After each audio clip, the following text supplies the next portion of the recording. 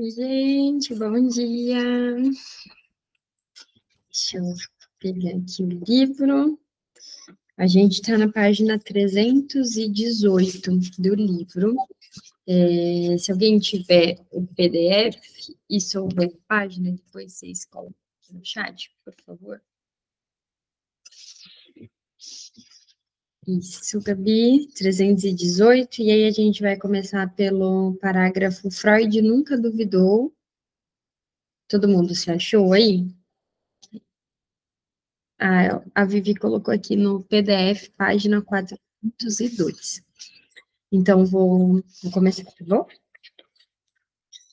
Freud nunca duvidou que o sujeito inteligente que deduziria as consequências culturais da psicanálise era ele próprio, mas estava encantado por poder contar com outros pioneiros, dentre os psicanalistas que se juntavam a ele. De havia muito, Jung apreciava dedicar-se à psicanálise da cultura, principalmente seu lado oculto, como se estivesse satisfazendo um apetite sensual. No começo da primavera de 1910, ele confessou a Freud que vinha se entregando ao gozo praticamente autoerótico de meus sonhos mitológicos. Estava tão empenhado em conseguir acesso aos segredos do misticismo, com a chave da teoria da libido, que Freud lhe pediu para voltar a tempo para as neuroses. Aí está, acrescentou enfaticamente.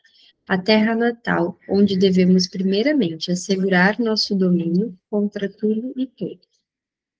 Apesar do interesse pela psicanálise aplicada, Freud não descuidava de suas prioridades. Mas Karl Abraham e Otto Rank, embora com tendências menos místicas do que Jung, andavam numa agitação quase igual. Em 1911, Abraham publicou uma pequena monografia psicanalizando Giovanni Segantini, o pintor tirolês do final do século XIX, morto prematuramente, que na época desfrutava de alto apreço pelas suas paisagens camponesas místicas.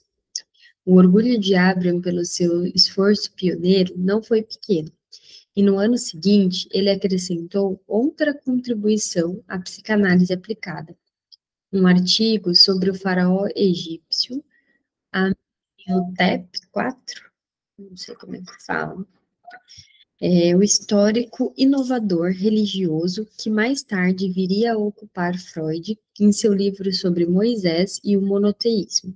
Aqui tem nota de rodapé. Flies, fazendo-se agradável a Abraham, tal como era de seu feitio, respondeu, ao receber uma separata do artigo de Abraham sobre Amenhotep, dizendo ao autor que ele iria tentar repensar esse personagem à luz de sua concepção. Ao mesmo tempo, Henk, leitor onívoro e escritor fluente, tentava abarcar o mundo estudando a psicologia do artista, o tema do incesto na literatura e os mitos em torno do nascimento do herói. Em 1912, junto com Henk Sachs, Henk fundou Imago, um periódico especializado, como anunciava o cabeçalho, na psicanálise, as ciências da cultura.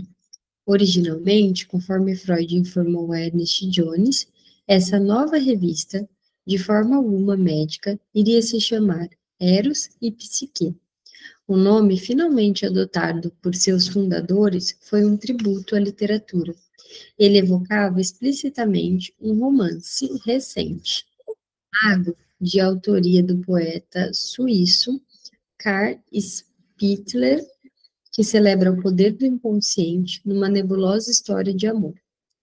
Freud, de início, estava preocupado que, embora ditada por dois rapazes inteligentes e honestos, a Imago não viesse a ter uma carreira tão fácil como a que se apresentou aos outros órgãos.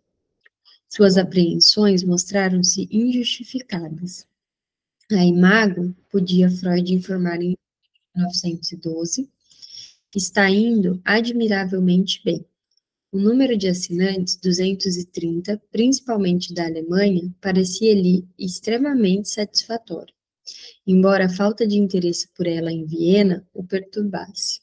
Os editores encontravam por toda parte psicanalistas mais do que dispostos a colaborar, e entre eles, nada menos que o próprio Freud. Ele supervisionava os dois rapazes inteligentes e honestos, e enviou-lhe alguns de seus artigos exploratórios mais ousados.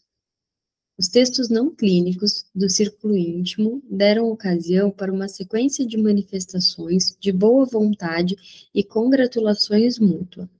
Freud acolheu bem a contribuição de peso de Jones à imagem, sobre a significação simbólica do sal. Jones disse a Abraham que estudara o fascinante estudo deste sobre Segantini com maior interesse. Abraham, por sua vez, leu Totem e Tabu de Freud.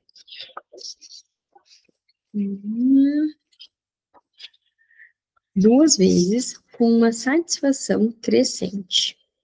Reconhecidamente, algumas das patografias de artistas e poetas produzidas no círculo vienense eram ingênuas e precipitadas, e por vezes suscitavam a irritação manifesta de Freud. Mas, bem ou mal feita, a psicanálise aplicada foi, quase desde o início, um risco coletivo. Freud achava adequado tal interesse generalizado, mas não precisou das instâncias de ninguém para pôr a cultura no divã. Os princípios que governavam as incursões de Freud no domínio da cultura eram poucos, fáceis de nomear, mas difíceis de aplicar. Tudo é lícito, tudo está disfarçado e tudo está interligado. A psicanálise, como ele colocou, estabelece laços íntimos entre as realizações psicológicas dos indivíduos e da sociedade, postulando a mesma fonte dinâmica para ambos. A função principal do mecanismo mental é aliviar a pessoa das tensões que suas necessidades criam nela. A pessoa consegue alívio, em parte, extraindo satisfação do mundo exterior ou encontrando alguma forma de empregar os impulsos insatisfeitos. Por isso, a investigação psicanalítica na arte ou na literatura, tal como a investigação das neuroses, deve ser uma busca de desejos ocultos satisfeitos ou desejos ocultos frustrados. Armado com esses princípios essencialmente simples, Freud percorreu os produtos mais elevados da cultura, filhos privilegiados da mente, cobrindo uma enorme área. Mas em todas as suas explorações, seu foco sempre continuou a ser a psicanálise. O que lhe importava não era tanto o que poderia aprender com a história da arte, a linguística e as demais, mas o que elas poderiam aprender com ele. Freud entrou em terras alheias mais como um conquistador do que como um suplicante. Aqui tem nota. Comentando a biografia de Goethe, feita por Emil Ludwig, a qual não tinha em alta conta, Freud escreveu a Otto Rank: a censura que se levantou contra nossas psicobiografias aplica-se antes, com muito maior intensidade, a esta biografia como todas as outras não analíticas.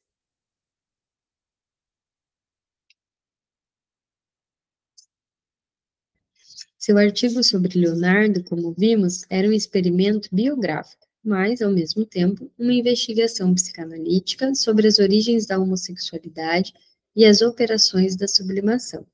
Sob esse aspecto, foi um modelo para todas as outras aventuras da análise cultural. A psicanálise, como ele disse, sempre se manteve como sua terra natal. Freud apreciava imensamente tais excursões, mas sua preocupação psicanalítica com os produtos da cultura não era simplesmente uma revigorante atividade de férias para ocupar as horas livres. O traço de compulsão tão evidente em sua atitude em relação aos casos clínicos e às investigações teóricas também se encontra em suas reflexões sobre arte e literatura. Como vimos, ele havia vivenciado o enigma de Leonardo e os quebra-cabeças mais divertidos colocados por Schreber, como tantas outras obsessões a serem satisfeitas e descarregadas. Aqui tem um monte de foto no PDF, tem também? Me digam aí. São várias. Tem uma aqui dele, ó, trabalhando. Dá para ver? Fica ruim, né? Mas tem várias fotos aqui ele trabalhando. Tem ele com a mãe, com os filhos da Gabi. Ah, olha ele com o fleece. Esse daqui, ó. Não, então deixa eu ver aqui. Tem esse famoso que tá aqui, ó. La Leçon Clinique do Dr. Charcot. Esse é famoso. Aqui, esse. Vamos ver, dá para ver aí? Esse vocês já devem ter visto. Que é a sessão lá de... Bruna, Oi. eu tô colocando as fotos no grupo, acho que fica melhor. Tô tirando e colocando, tá? Se alguém quiser ver. Então, ótimo. Obrigada, Érica. Por nada. Tem a Ana O, gente, a foto dela, Berta Pappenheim. Muito legal, gosto de ver fotos. Se vocês verem o consultório do Freud, tem aqui o famoso divã analítico dado a Freud por volta de 1890. Gente, é tanta informação, tem cristaleira, tem um monte de quadro, tapete na parede, um monte de almofada. Ele gostava de umas coisas. Eu já li que tudo que ele trazia das viagens, ele, né, trazia coisas, objetos, ele colocava lá no consultório. Devia ser lotado. E na última foto, que ele está no gabinete, dá para ver quantos livros ele tinha. Uma coisa assim, ó, gigante. Todas as esculturas. A mesa dele, eu não sei como que ele trabalhava, de tanta escultura que tem ali. Enfim, muito legal ver as fotos. Deixa eu ver aqui. Os Mistérios do Rei Lear e do Moisés, de Michelangelo, perseguiam-no com a mesma insistência. Durante toda a vida, Freud sentiu-se sob forte pressão para desvendar segredos. Quando Ernest Jones, em 1909, ofereceu-se para lhe enviar seu artigo sobre o complexo de Édipo de Hamlet, Freud demonstrou grande interesse. O artigo de Jones era uma extensa nota de rodapé às famosas páginas de Freud em A Interpretação dos Sonhos, sobre os sentimentos de culpa despertados em Hamlet pelo amor à sua mãe e o ódio a seu pai. Páginas estas que Freud relembrou com visível orgulho. Quando escrevi o que me pareceu ser a solução do mistério, eu não havia empreendido nenhuma pesquisa especial sobre literatura acerca de Hamlet, mas eu sabia quais eram os resultados de nossos escritores alemães e vi que o próprio Goethe tinha errado o alvo. Fiquei pensando agora que, olha do que eles fazem análise, né? Lá na época ele analisava... a Mi colocou que no PDF dela tem. Então, Mi, se você puder mandar lá também ajuda. Para pensar o complexo de Édipo, as obras que eles iam era, né, do Goethe e tal. Hoje em dia eu mandei lá no Conexões ontem. A música, deixa eu ver o nome da música que explica o complexo de Édipo em 2 minutos. Cadê? Se alguém souber aí também fácil, porque eu não estava escutando o Spotify no aleatório, né? Então não conheço as pessoas, mas se chama Luan Pereira e MC Daniel. Entra na Defender, gente. Sério, a pessoa escutar 10 minutos de Spotify consegue entender tudo. É tanta gente falando do pai. É tanto pai aqui, pai ali, faz não sei o que pro pai, não sei o que lá pro pai, vocês vão entender direito. Se alguém tem dúvida, é só ouvir lá. Deixa eu ver onde a gente estava. Freud considerava uma fonte de satisfação difícil de ser avaliada por um estrangeiro ter sobrepujado até mesmo o grande Goethe. As sérias e esforçadas pesquisas de Freud não foram, em suma, totalmente uma questão de livre escolha. Em junho de 1912, quando se aproximava o esperado intervalo do verão, Ele disse a Abraham que, no momento, minha atividade intelectual estaria limitada às correções para a quarta edição da minha psicopatologia da vida cotidiana. Se não tivesse me ocorrido subitamente que a cena de abertura em Lear, o julgamento de Paris e a escolha de escrínios no Mercador de Viena, na verdade se baseiam no mesmo motivo que agora devo rastrear. Ele simplesmente devia rastreá-lo. Não admira que descrevesse sua relação com as ideias em termos próprios ao sofrimento. Hoje estou atormentado, informou a Firenze na primavera de 1911, pelo segredo da escola trágica que certamente não vai resistir à psicanálise. Ele nunca seguiu essa pista críptica e talvez nunca venhamos a saber qual escola trágica ele tinha em mente. Dessa vez, seu argumento o abandonou sem obrigá-lo a se desembaraçar dele através de um árduo trabalho intelectual. Mas, em geral, os interesses mais fortes de Freud assemelhavam-se suspeitamente a pressões exigentes e tensões não resolvidas. Comecei a estudar Macbeth, que há muito tempo vinha me atormentando, escreveu ele a Firenze em 1914. Sem ter, até agora, encontrado a solução. Mais de uma vez, Freud disse que trabalhava melhor quando não estava se sentindo inteiramente bem. O que ele nunca comentou foi que suas necessárias indisposições eram, pelo menos em parte, os sinais visíveis de pensamentos lutando por expressão. Deixa eu ver aqui que vocês colocaram no chat, que fugiu a mensagem. Ah, era sobre o PDF, né? Já falei para me mandar. Que aí o PDF que o Caio tá mandando lá, eu acho que ele é antigo. E aí não deve ter mesmo. Mas a maioria das fotos são fotos bem conhecidas. Um enigma que surgiu na mente de Freud era como um corpo estranho, o grão de areia na ostra, que não pode ser ignorado e que, ao final, pode resultar numa pérola. A ideia de Freud era que a curiosidade científica de um adulto é a elaboração tardia da busca da verdade por parte da criança, sobre a diferença entre os sexos e os mistérios da concepção e do nascimento.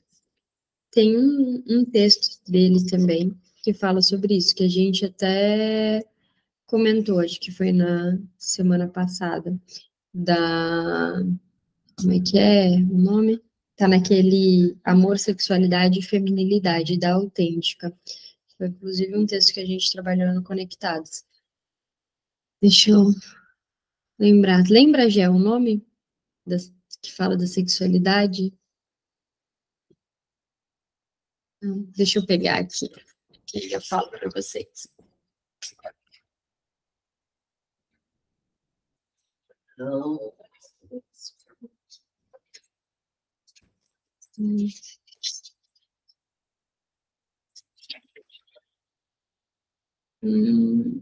Cadê? Aqui eu vou ver se eu acho.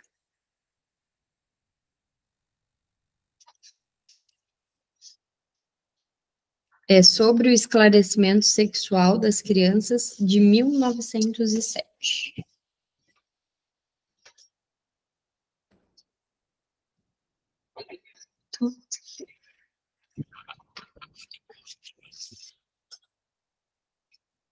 Então, se assim é, a própria inquisitividade premente de Freud reflete uma necessidade excepcionalmente forte de esclarecimento desses segredos.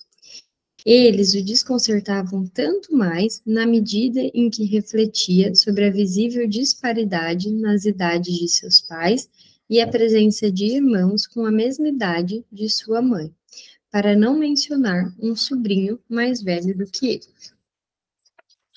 Que termina uma parte e a gente vai começar outra.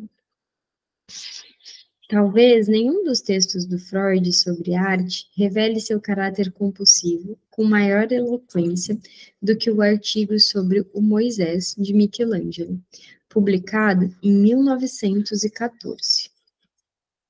Freud se detivera fascinado perante essa estátua em tamanho maior que o natural durante sua primeira viagem a Roma, em 1901. Nunca deixou de considerá-la atordoante e magnífica. Nenhuma outra obra de arte jamais o impressionara tanto. Em 1912, em outra de suas viagens de férias a Roma, ele escreveu à sua mulher, contando que visitava diariamente o Moisés de Michelangelo e achava que poderia escrever umas poucas palavras sobre ele. Como depois se revelou, Freud gostou muito das poucas palavras que, de fato, escreveu, embora as tenha publicado na Imago como autoria de, e aí tem 3 asteriscos. Com bastante sensatez, Abraham indagou sobre a apresentação anônima. O senhor não acha que se reconhecerá as marcas do leão? Mas Freud insistiu em chamar o artigo de um filho bastardo. Não sei se isso é comum, se alguém já viu isso, mas aqui eu já fui em alguns museus e nunca tinha visto, mas poucos, e nunca vi pessoas sentadas assim em frente a obras de artes e desenhando ou pintando. E aí, quando eu fui lá para Paris, que eu fui no Louvre, cara, é muito comum. As pessoas ficam sentadas assim de frente para uma obra de arte, só não da Mona Lisa, porque não tem a menor condição, gente, menor condição. Lá, a sala da Mona Lisa, ela é controlada, né? Então, você tem que fazer uma fila. A Mi colocou que na tradução dela tá um filho de amor. É, aqui não, um filho bastardo. A sala lá da Mona Lisa é uma fila, né? E aí ela fica protegida, assim, tem segurança em todas nas portas, segurança da fila, você não pode chegar perto para tirar foto, né? Assim, que tirar, tipo, mais de longe, assim, e ela tem o tamanho de uma folha A4. Assim, assim e assim. Pequenininha, mas é muito legal estar lá. Você pode olhar para ela durante 3 segundos e o segurança te manda passar. Não sei se alguém já foi para lá e teve uma experiência diferente, mas no dia que eu fui ver a Mona Lisa foi assim, né? Mas tenho lá minha selfie com a Mona Lisa. É bem curioso, assim, porque você acha lá no Louvre também, tipo, você passa a vida lá, né, para achar as coisas, assim, mas a sala dela é lotada, né? O que eu queria dizer era dessa coisa que parece tão diferente para mim aqui e que eu vi lá. As pessoas sentam em frente às obras de arte e ou elas ficam escrevendo ou elas ficam desenhando. É um cenário assim muito diferente. Você passear num museu lá e você passear num museu aqui, que geralmente as pessoas andam e passam, né? Não sei se talvez não deem tanto valor à arte, acho que a gente não é ensinado a admirar uma obra de arte. Né? Lá as pessoas ficam um tempão olhando os quadros, analisando os detalhes, é mó legal. E todo mundo em silêncio. Todo mundo em silêncio e eu com 2 crianças de 1 ano e 11 meses. E corre pra lá, corre pra cá, é uma loucura. Pensa, e aí o Otto e a Isis falavam, olha, mamãe, a moça da parede. A Isis passou a viagem inteira falando, a mamãe queria ver aquela moça da parede, né? Mas é muito legal, se um dia vocês forem, vão lá ver a Mona Lisa, porque vale a pena. Em março de 1914, logo depois que Moisés voltara da gráfica, Freud ainda perguntava a seu caro Jones se talvez seja melhor não reconhecer esse filho perante o público. E não reconhecido, ele se manteve por 10 anos. Mas ele o apreciava quase tanto quanto a estátua analisada. Quando Freud estava enfronhado na elaboração do artigo, Ernest Jones visitou Roma, e Freud escreveu-lhe num acesso de saudade: Invejo-o por ver Roma tão logo e tão cedo na vida. Leve minhas mais profundas devoção a Moisés e escreva-me sobre ele. Jones, sensível à solicitação, mostrou-se à altura. Minha primeira peregrinação no dia seguinte à minha chegada, escreveu ele a Freud, foi para transmitir suas saudações a Moisés, e acho que ele se descontraiu um pouco de sua altivez. Que estátua! O que mais intrigava Freud na enorme estátua de Michelangelo era exatamente o fato de intrigá-lo tanto. Sempre que visitava Roma, visitava o Moisés premeditamente. Em 1913, ao longo de 3 semanas solitárias de setembro, recordou ele, detive-me diariamente na igreja diante da estátua. Estudei-a, media, sondei.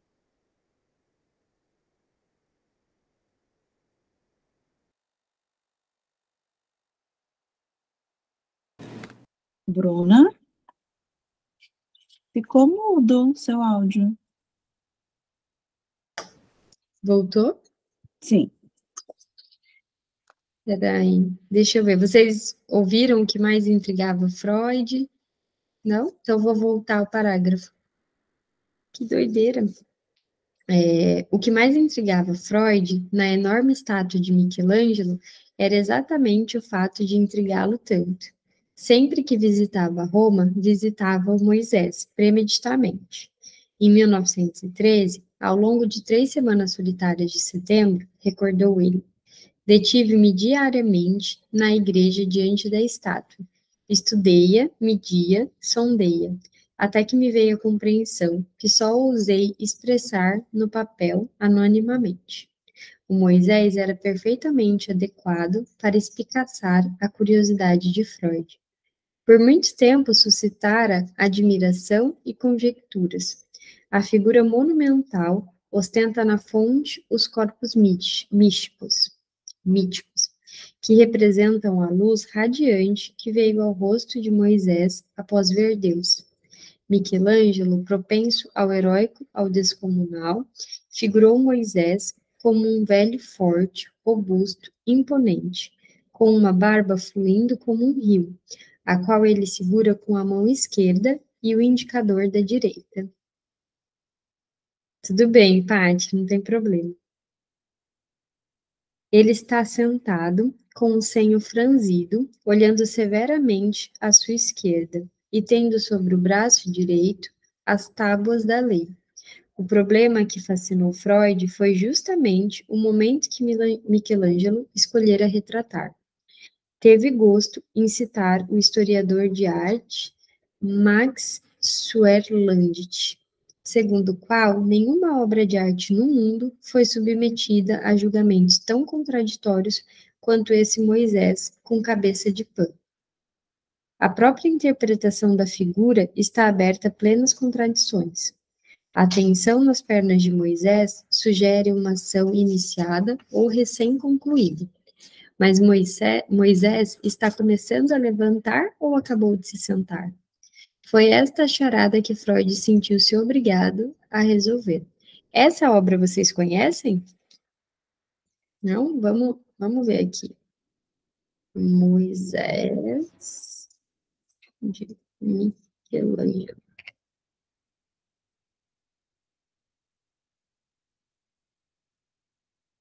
Vamos ver, peraí. Olha. Só para a gente ver com mais propriedade, né? É bem bonita mesmo. Onde será que ela fica? Ah, na Basílica de São Pedro. Deixa eu ver em que praça. Piazza de São Pedro em Vincoli. Essa eu acho que eu não fui.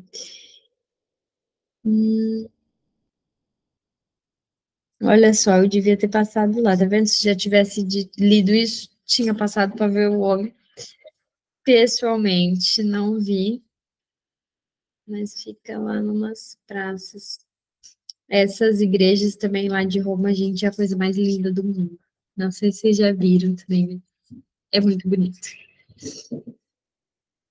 Vou ter que voltar, gente. Não vai ter jeito, né? Vou ter que ir lá de novo, mas vou ficar tipo Freud, apaixonada por Roma. Nossa, eu fui para poucos lugares lá na Europa, né? Mas a comida de lá, meu Deus, é um sonho. Já a comida de Paris é uma tristeza. é muito ruim. Muito ruim. Pior comida que eu já comi na vida, mas de Roma é muito bom. Então, vale a pena ficar indo lá várias vezes, queria. Michelangelo retrata Moisés como o emblema eterno do legislador que contemplou Deus. Ou esse Moisés estava no momento de cólera contra seu povo, pronto para quebrar as tábuas que trouxera do Monte Sinai. Em 1912, Freud levou para casa um pequeno molde de gesso do Moisés, mas ainda não estava pronto para passar suas ideias para o papel. Ernest Jones complicava proveitosamente a questão. Jones enviou-me fotos de uma estátua de Donatello em Florença, disse Freud a Firenze em novembro, que abalaram bastante meu ponto de vista. As fotografias levantavam a possibilidade de que Michelangelo havia esculpido sua estátua obedecendo a pressões mais artísticas do que emocionais. No final de dezembro de 1912, agradecendo a Jones pela ajuda, Freud pediu, quase timidamente, um favor. Se posso incomodá-lo em algo mais, é mais do que importuno, permita-me dizer que quero uma reprodução, mesmo que seja o desenho do admirável contorno inferior das tábuas, assim se inserindo numa nota minha. Ele explicou o que queria com um pequeno esboço amador, mas aproveitável, mostrando as bordas inferiores das tábuas da lei. Jones obedeceu prontamente. Ele sabia o quanto importavam tais detalhes. Enquanto refletia em seu artigo sobre Moisés e fazia anotações para ele, Freud continuava a vacilar. Em agosto de 1913, ele enviou a Firenze um cartão postal ilustrado de Roma, mostrando a controversa estátua de Michelangelo. E em setembro, escreveu a Ernest Jones: visitei novamente o velho Moisés e senti-me confirmado em minha explicação de sua postura. Mas algo no material comparativo que o senhor reuniu para mim realmente abalou minha confiança, que ainda não se recuperou. No começo de outubro, ele informou de Viena que acabara de voltar, ainda um pouco inebriado com a beleza dos 17 dias em Roma. Mas, ainda em fevereiro de 1914, não tinha certeza. No caso Moisés, estou ficando novamente negativo. Como se poderia esperar, Freud desenvolveu uma interpretação inteiramente própria, exceto os poucos que haviam interpretado a estátua de Michelangelo como um monumento à grandiosidade intemporal. Os historiadores da arte, e em sua maioria, entendiam-na como uma representação da calmaria que precede a tempestade. Investindo sobre os filhos de Israel, que adoravam o bezerro de ouro, Moisés está a ponto de explodir em sua cólera e de despedaçar as tábuas. Mas Freud, investigando cuidadosamente detalhes como a posição da mão direita de Moisés e das próprias tábuas, concluiu que Michelangelo pretendera mostrar Moisés enquanto dominava sua tempestade interior. Não o prelúdio a uma ação violenta, mas os resquícios de um movimento encerrado. Ele estava ciente de que sua interpretação contradizia as escrituras. Em sua fúria arrebatadora, afirma o livro do Êxodo, Moisés realmente quebrou as tábuas. Mas essa autoridade não abalaria a conclusão definitiva de Freud. Seu Moisés era um Moisés muito humano, um homem, como Michelangelo, dado a explosões temperamentais. Nesse momento supremo, controlando-se virilmente. Por isso, Michelangelo fez seu Moisés para o mausoléu do Papa, não sem uma recriminação contra os mortos, como uma advertência a si mesmo, elevando-se com autocrítica acima de sua própria natureza. Isso soa, em boa medida, como se a leitura de Freud sobre Michelangelo fosse uma leitura de si mesmo. Sua vida, como se mostra reiteradamente, foi uma luta por autodisciplina, por controle sobre seus ímpetos especulativos e sua raiva. Raiva pelos inimigos e ainda mais difícil de controlar, pelos adeptos que ele considerava falhos ou desleais. Aqui tem nota. Como vemos adiante, essa raiva também tinha dimensões inconscientes, muito provavelmente fundadas na decepção de se ver cada vez mais afastado de sua posição privilegiada como filho único, depois que Amália Freud deu irmãos e mais irmãos a seu primogênito. Embora tenha ficado fascinado à primeira vista pelo Moisés de Michelangelo, em 1901, foi apenas em 1912, quando sua relação com Jung vinha se degringolando, que Freud passou a ver a estátua como uma tarefa de interpretação. E ele esboçou o Moisés de Michelangelo no final de 1913, logo antes de começar a dar forma à história do movimento psicanalítico, a bomba que planejava lançar contra Jung e Adler. Nessa polêmica, ele iria refrear sua fúria, e apenas estritamente para melhor servir a sua causa. Aqui tem outra nota. No inverno de 1913 e 1914, seguindo-se ao infeliz congresso em Munique, realizado em setembro, foi a pior época no conflito com Jung. O Moisés foi descrito no mesmo mês, assim como os longos ensaios onde Freud apresentava a seriedade das divergências entre suas ideias e as de Jung, narcisismo e a história do movimento psicanalítico. E não há dúvidas de que estava se sentindo, na época, amargamente desapontado com a defecção de Jung. Isso lhe custou uma luta interna para controlar suas emoções, de modo firme o suficiente para lhe permitir dizer calmamente o que sentia ter a dizer. Não se pode evitar a conclusão óbvia de que, nessa época e provavelmente antes, Freud tinha se identificado com Moisés e estava lutando para imitar a vitória sobre as paixões que Michelangelo retratara em sua magnífica obra. Deixa eu ver aqui se alguém comentou. Mas sob a dolorosa provação que sentia, não tinha a menor certeza se seria capaz de conseguir o férreo autodomínio que atribuíra à sua estátua predileta.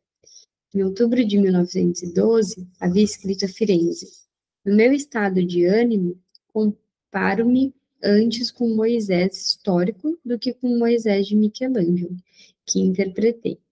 Assim, o ponto cardeal de seu exercício de investigação em história da arte era ensinar a si mesmo a virtude de imitar o estadista controlado de Michelangelo, mais do que o impulsivo líder de cujo gênio exaltado o livro do Êxodo apresenta provas tão eloquentes. Apenas uma tal interpretação biográfica pode explicar as visitas diárias de Freud à estátua de Michelangelo, sua meticulosa medição, seu detalhado desenho, sua leitura cuidadosa de monografias, todos eles um pouco desproporcionais aos resultados que, na melhor das hipóteses, não haveriam de passar por uma nota de rodapé na interpretação psicanalítica da arte.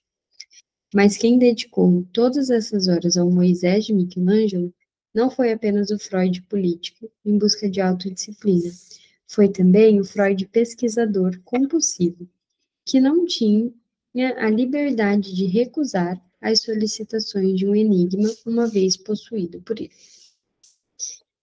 Terminamos aqui mais uma parte. Deixa eu ver. Eu acho que dá para ler mais uma. Tudo acho que não vai dar, mas a gente lê mais um pouquinho.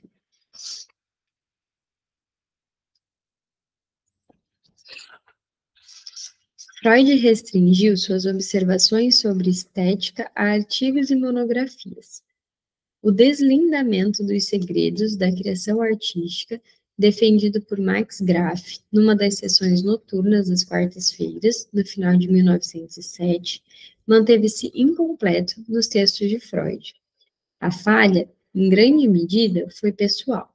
A ambivalência de Freud em relação aos artistas, como sabemos, era intensa. Na verdade, a ambivalência dele em todos os relacionamentos dele, né? Era bem intensa. Ame e odeie. Peraí.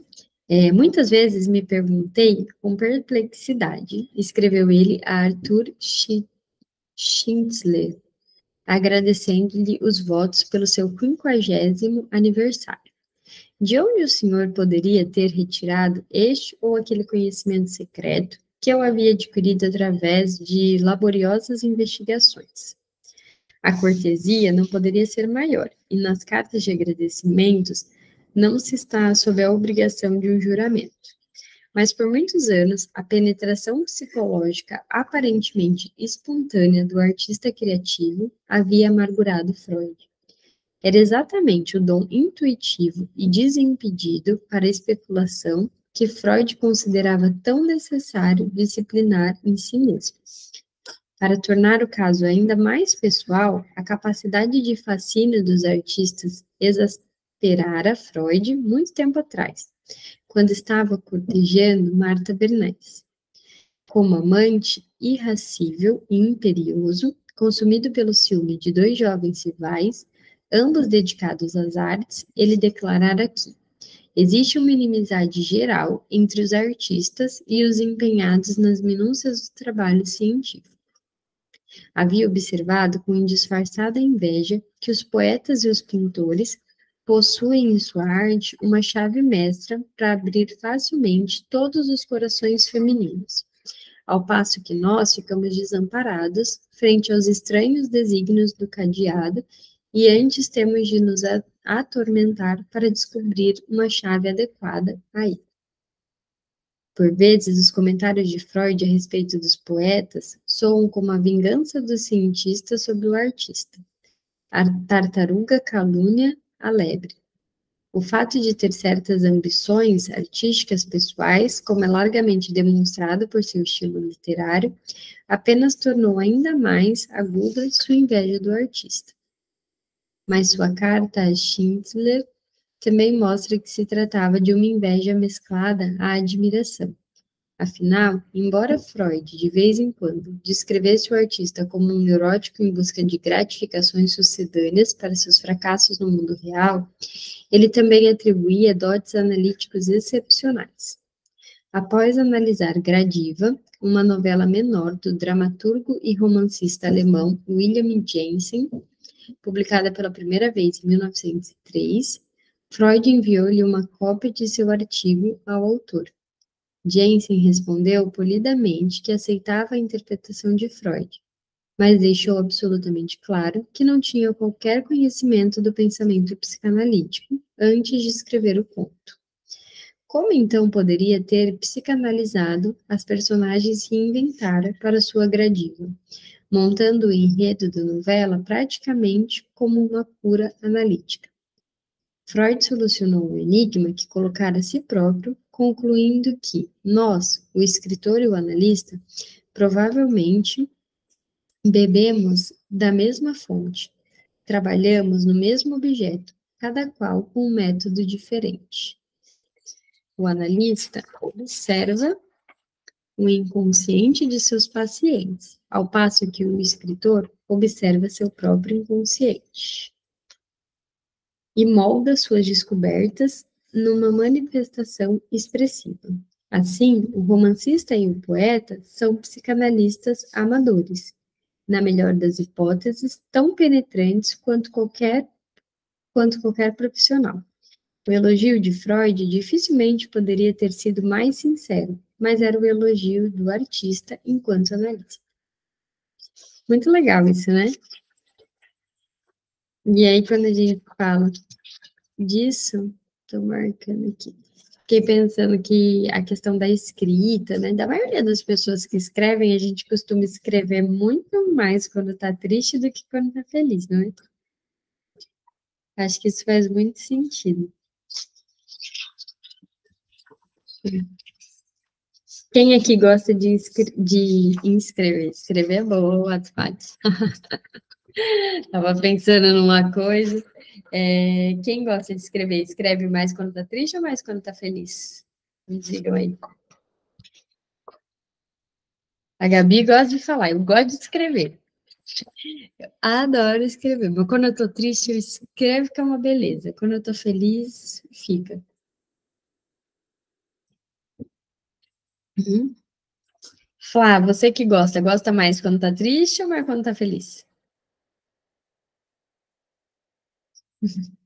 Todas as emoções, né?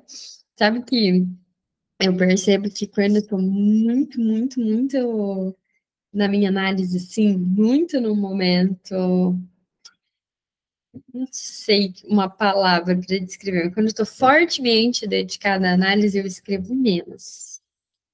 Quando eu não estou tratando as coisas, eu escrevo mais, mas é porque tem a ver com o estado de humor, né? Precisa escapar de algum jeito. Se você fala, você não escreve.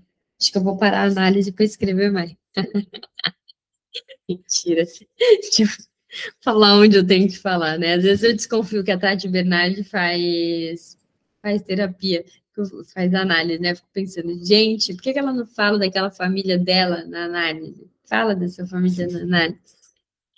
Talvez ela fale mesmo assim ainda escapa, né? Deixa eu ver aqui o que vocês estão colocando. Beleza. Vamos ler só mais uma parte aqui, e aí a gente finaliza hoje, tá bom? Por fragmentárias que continuem a ser pesquisas analíticas de Freud no campo da cultura superior, elas tocam três dimensões principais da experiência estética: a psicologia dos protagonistas, a psicologia do público e a psicologia do autor. Essas dimensões necessariamente implicam e esclarecem umas às outras. Assim, o psicanalista pode ler Hamlet como uma produção estética, cujo herói, assombrado por um complexo de Édipo não resolvido, convida sua própria análise, como uma pista para os complexos de grandes audiências, profundamente comovidas ao reconhecerem na tragédia sua própria história secreta. Artistas não deveriam fazer análise. Olha só, Mel, nunca tinha ouvido isso. Mas se tem uma coisa que eu tenho certeza absoluta é que quando eu estou falando muito em análise, eu não consigo escrever. E eu amo escrever. Falar disso com minha analista. Todo ouvinte, disse Freud a Fliss numa importante carta, alguma vez foi um embrião em fantasia um tal Édipo.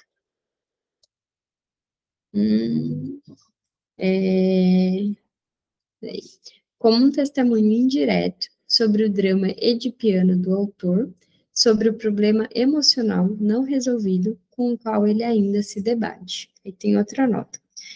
Passaram-lhe pela cabeça, escreveu Freud a Fliss, indagar-se alguns traços do complexo inconsciente de Édipo. Não podem também estar na base de Hamlet.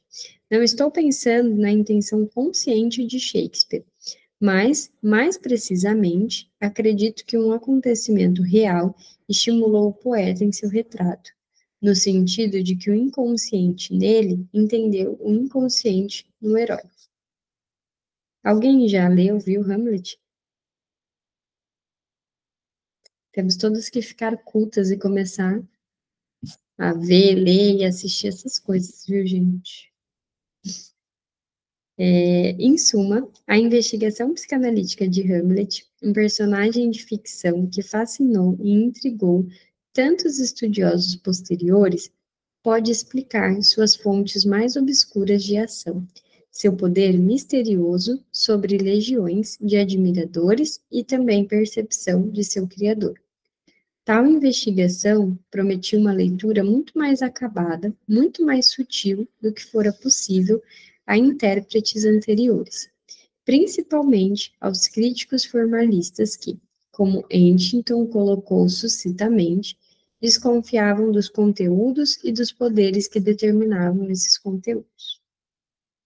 Mas os críticos da estética de Freud logo objetaram que a crítica psicanalítica normalmente sofre do defeito exatamente oposto, uma tendência a negligenciar a habilidade, a forma, o estilo em favor do conteúdo. A busca deliberada por parte do psicanalista de significados ocultos num poema, romance ou quadro provavelmente leva-o a prestar excessiva atenção ao enredo, à narrativa, à metáfora e ao personagem, e a passar por cima do fato de que os produtos culturais brotam de mãos talentosas e experimentadas e de uma tradição que o artista obedece, modifica ou desafiadoramente deixa de lado. Portanto, uma interpretação satisfatória e acabada de uma obra de arte ou literária provavelmente será muito mais desalinhada do que sugerem as ordeiras formulações psicanalíticas. Mas Freud confiava em que a análise nos permite supor que a grande riqueza aparentemente inesgotável dos problemas e situações tratados pelo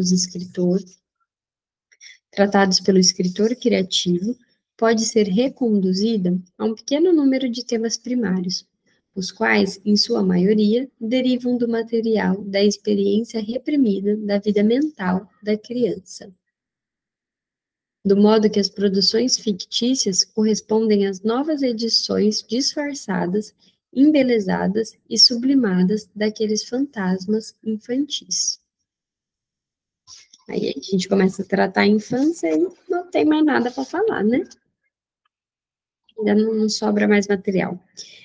Assim, deduzir de uma obra fáceis inferências sobre seu criador era uma tentação permanente para os críticos psicanalíticos. Suas análises dos criadores e dos públicos de arte e da literatura ameaçavam se tornar, mesmo em mãos habilidosas e delicadas, exercícios de reducionismo, que tem nota.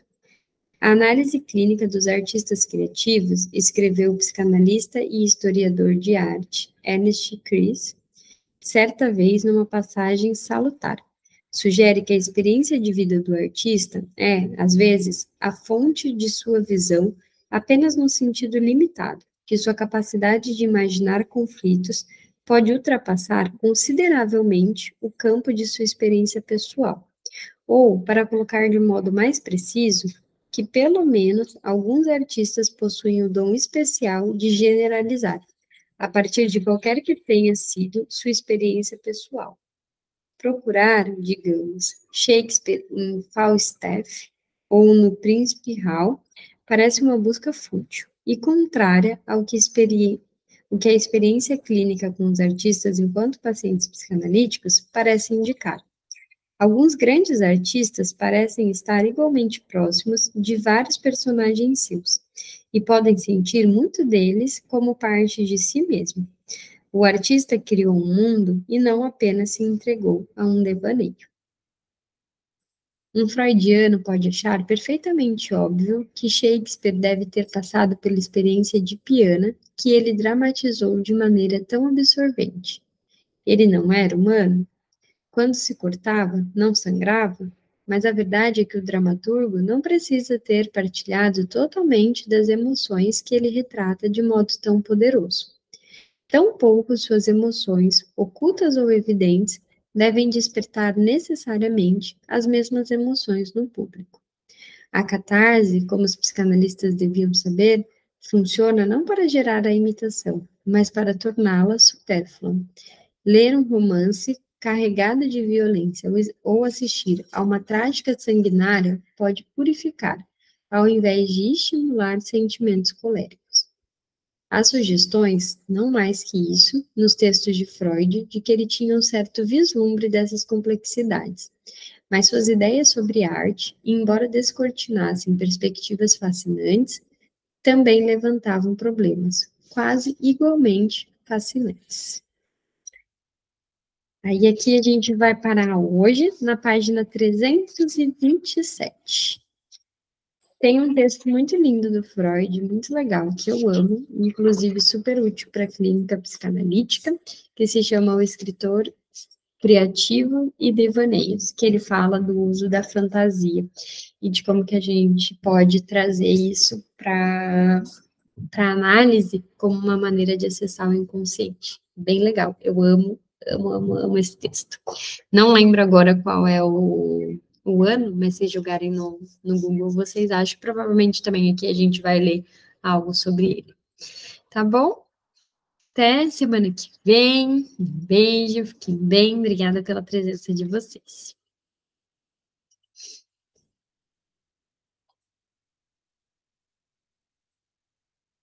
Oi, Paty. Falar? Não, né? Beleza. Saiu, deixa eu ver.